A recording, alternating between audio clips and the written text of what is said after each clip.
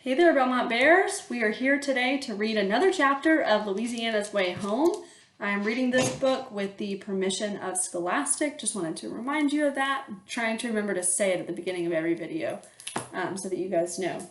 We left off last time in chapter 21 where Louisiana had made plans with Burke Allen to go back to Florida, back to her home, right? And Burke Allen said that he would help her, but she had to do one thing first.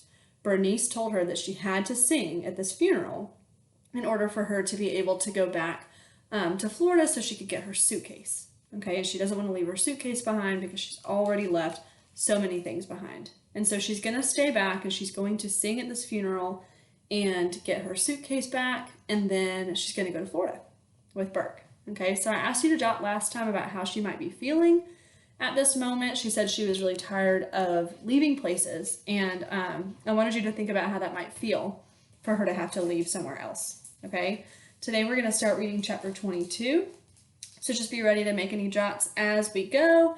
As you see anything that sticks out to you, any settings, any characters, an envisionment, anything that's sticking out to you, jot it down. Okay, 22, here we go. When we got back to the pink house in the woods, it smelled sweet again because Betty Allen was baking another one of her 17 cakes. This one was pineapple upside down.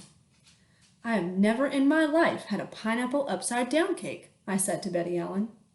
Well, we will have to rectify that, I am sure, said Betty Allen. In the meantime, I would like it if Burke Allen explained to me why he wasn't in school today. I was helping Louisiana, said Burke. You can't keep skipping school, Burke, said Betty Allen. After a time, it'll catch up with you, and you'll find that that life has closed its doors to you. You don't want life to close its doors to you, do you? No, ma'am, said Burke. He looked down at his feet.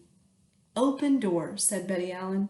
That's what we want, doors that are open to us. She put her hand on Burke's head and left it there a minute, and then she turned to me. Sweetie, she said, is that the same dress you had on yesterday?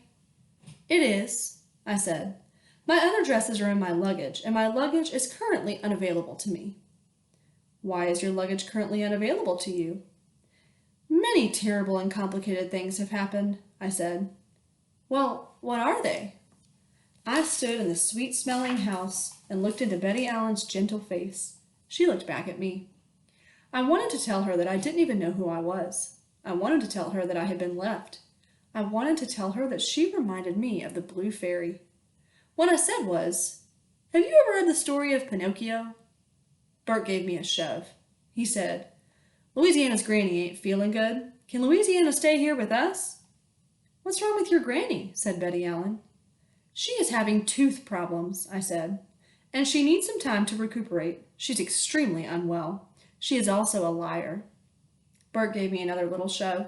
He said, can Louisiana stay or not? Well, for heaven's sake, Burke, said Betty Allen. Of course Louisiana can stay. She kept her eyes on me. She gave me a very serious look, and then she smiled the most beautiful smile and reached out her hand and placed it on the top of my head, just the same as she had done with Burke. It felt nice. Thank you, Mama, said Burke. Thank you, Mrs. Allen, I said. Why don't you two go and wash up, said Betty Allen. Supper's going to be ready soon. At the dinner table that night, I sat next to Grandfather Burke. He said, Look-a here! There she is, settin' right at the table as pretty as you please. You need you a phone book to set on so as you can reach the table? Don't pick on her, Grandpap, said Burke. Pick on her? I ain't picking on her. I'm glad to see her is all. He winked at me.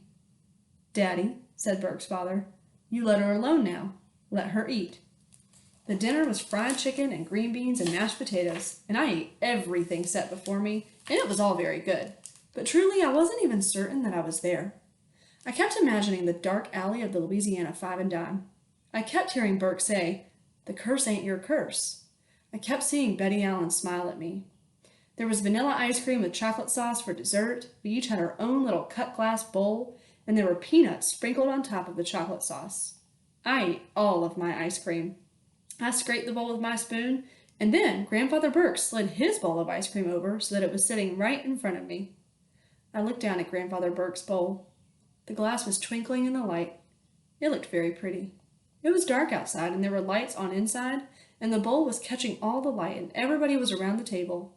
And the bowl was full of ice cream and chocolate sauce and peanuts, and I felt like I was right on the verge of understanding something. And then Grandfather Burke said, "That's for you, Doodlebug." I stared down at the beautiful bowl, and I started to cry. "Why are you crying?" he said. I shook my head. "Leave her alone, Grandpap," said Burke. "I ain't done nothing to her except give her my dessert."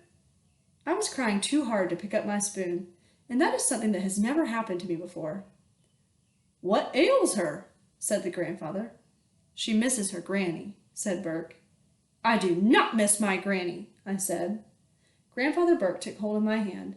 In a very gentle voice, he said, "Go on and eat it, darling. Take what's offered to you."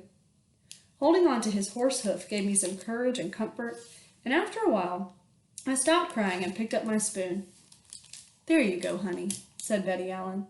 I ate the whole bowl of ice cream without once letting go of Grandfather Burke's hand. "That's the way to do it," he said. "That's just right." The peanuts on top of the sundae were particularly good. The house smelled like pineapple upside-down cake. Well, the whole world was upside down, but it was still spinning, wasn't it? All right, that's the end of chapter 22. We're on 23. So Louisiana is at Burke Allen's house, and she's staying so she can sing at the funeral. And Miss Betty Allen is sort of making her some dinner and making her food, and she seems to be enjoying it a lot. But then she starts crying at the dinner table, right? And Grandfather Burke is offering her his ice cream, and he's talking to her, just being really sweet. I want you to think about the whole Burke Allen family, okay, or the Allen family. Think about Grandfather Burke, think about Betty Allen, think about Burke Allen, and I want your jot today to be, what kind of people do you feel like the Allen family are, okay, and why do you feel that way? What makes you think that they are that way? What actions have you seen, or what things have they done or said that would make you feel that they are a certain way? What are you thinking? Jot it down and share it in our Flipgrid. Don't forget, the link is always below the video. And we will see you back here for chapter 23 tomorrow. All right, bye, Belmont Bears.